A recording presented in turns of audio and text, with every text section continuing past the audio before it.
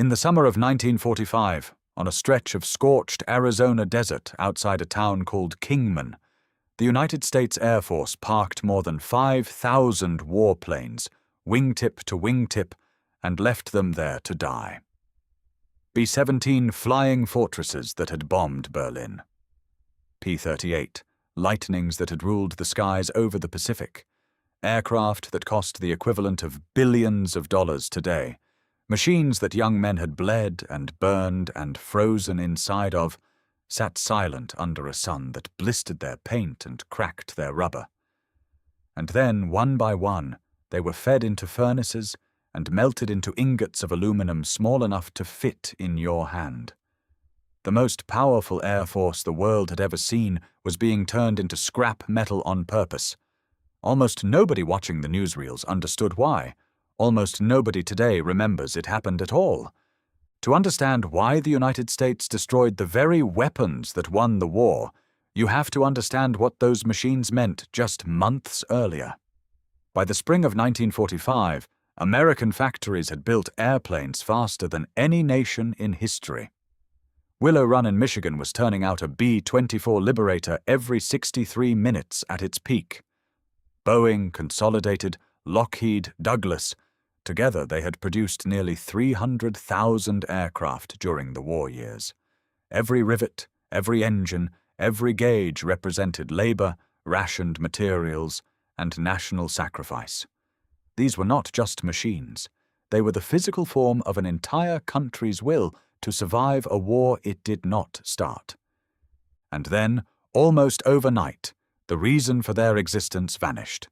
Japan surrendered on September 2, 1945, aboard the USS Missouri, and within days the war machine that had consumed the American economy for 4 years began grinding to a halt. Contracts worth billions were cancelled by telegram. Assembly lines that had run 24 hours a day went quiet within a week. And scattered across the globe, on island airstrips in the Pacific, on English airfields, on tarmacs in India and North Africa, were tens of thousands of aircraft that the United States government suddenly did not know what to do with. The math was staggering.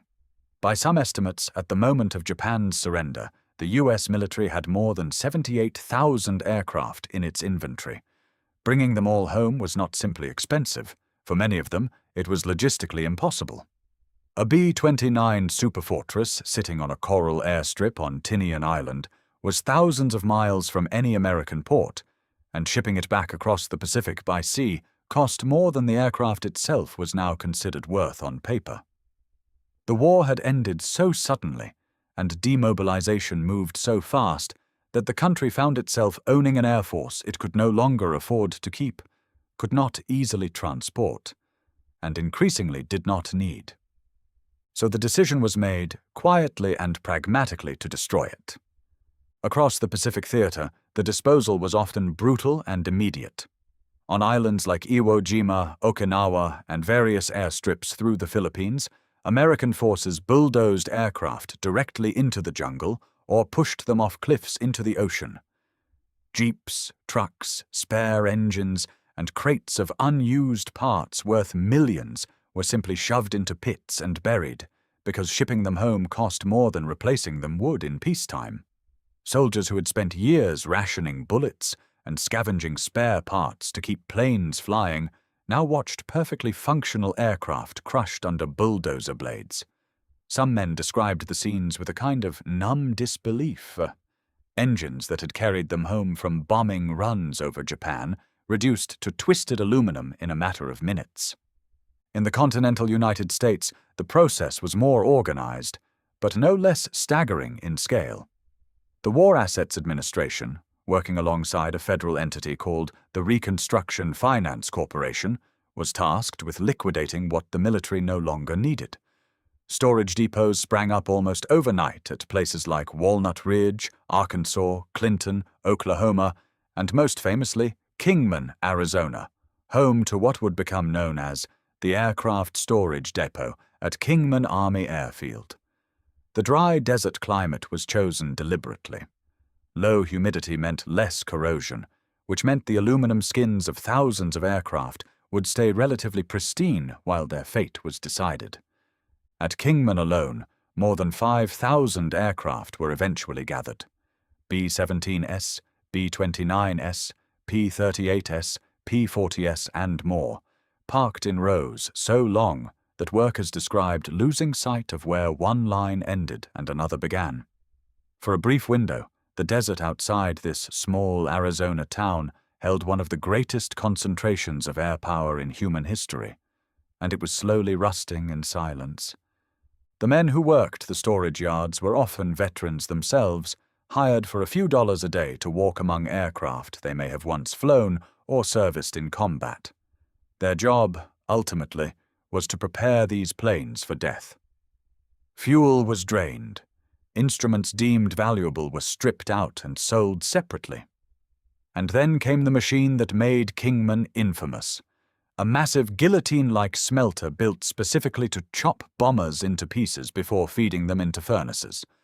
Newsreel footage from the period shows a B-17, a plane that many aircrews called the Fortress for how well it protected them, being fed nose first into the blades, folding like tin foil. Workers who had spent the war building or maintaining these aircraft were now paid to destroy them, and many later admitted it left a strange, hollow feeling. One former airman, interviewed decades later for a regional history project, described watching a B-17 he recognized by its nose art, a plane that had survived 25 missions over Germany, get crushed within minutes. He said it felt less like scrapping metal and more like watching an old soldier be executed for a crime it did not commit. The economic logic behind the destruction, however cold, was difficult to argue with at the time. The post-war aviation market was about to be flooded regardless. Even without government surplus sales, American industry alone would soon be producing new commercial aircraft for the coming boom in civilian air travel. Military surplus fighters and bombers, powerful as they were, had little civilian use. You could not easily convert a P-38 fighter into a passenger plane. Meanwhile, the scrap value of aluminum was significant. Wartime shortages had made aluminum a precious material, and melting down tens of thousands of aircraft returned enormous tonnage of it directly into the American economy, feeding everything from cookware to construction in the years that followed. There was also a strategic dimension few Americans considered at the time.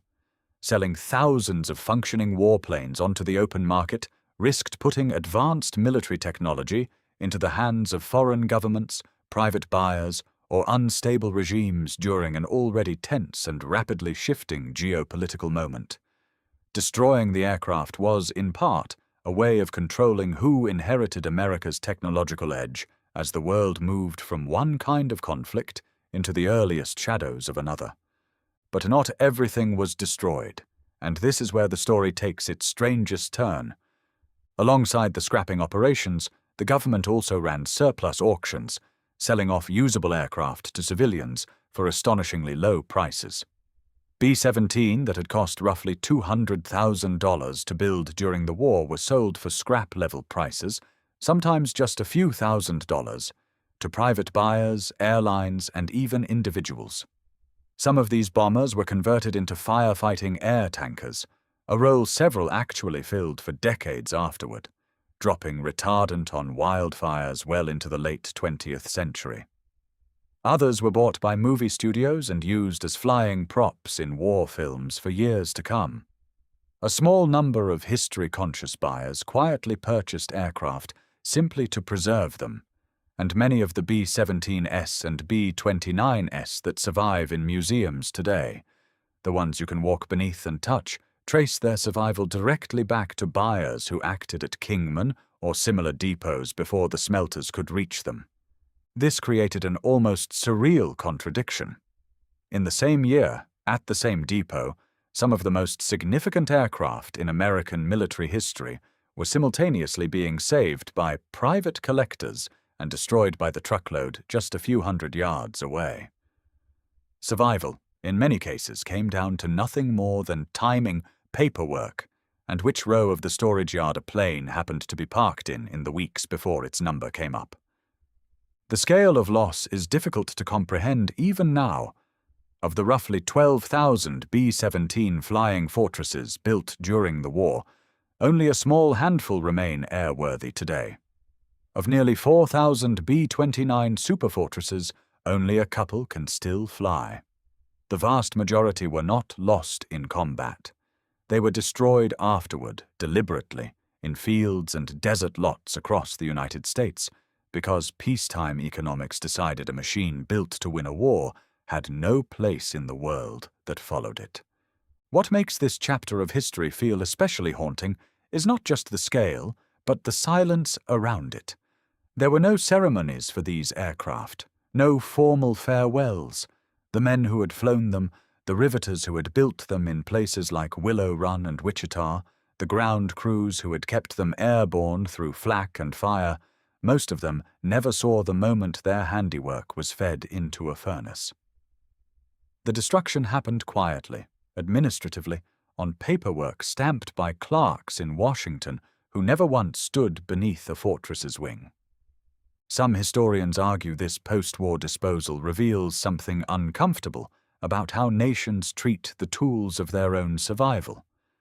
During the war, these machines were treated as sacred, protected, repaired obsessively, painted with names and hopes and prayers. The moment the war ended, they became liabilities, numbers on a balance sheet, tonnage to be processed. The emotional weight a nation assigns to its weapons, it turns out, has an expiration date tied directly to whether that nation still needs them. Today, if you drive out to the deserts of Arizona, you can still find traces. Davis-Monthan Air Force Base near Tucson continues to serve as a massive aircraft storage facility, though now filled with Cold War and modern-era planes rather than the propeller-driven giants of the Second World War. At Kingman itself, little remains of the original depot beyond scattered concrete foundations and, if you know exactly where to look, small fragments of aluminum still buried in the sand, easily mistaken for stones by anyone who does not know what they are walking past. It is a strange kind of monument. No plaques, no visitor center explaining what happened here. Just quiet desert wind moving across ground that once held the largest concentration of American air power on Earth, ground that swallowed thousands of machines built by hand, flown by young men who never expected to survive the missions those planes carried them through, only for the planes themselves to be the ones that did not survive the peace. The bombers that dropped the ordnance and carried the crews through the worst years of the 20th century did not get medals, or memorials, or names remembered. Most of them got a number, a Q, and a blade. And the country that built them, the country that needed them so desperately it worked around the clock to produce nearly 300,000 aircraft in just a few years, quietly decided that once the war was won, it could no longer afford to remember them. If you enjoyed this, like and subscribe to this channel for more forgotten stories from the aftermath of World War II.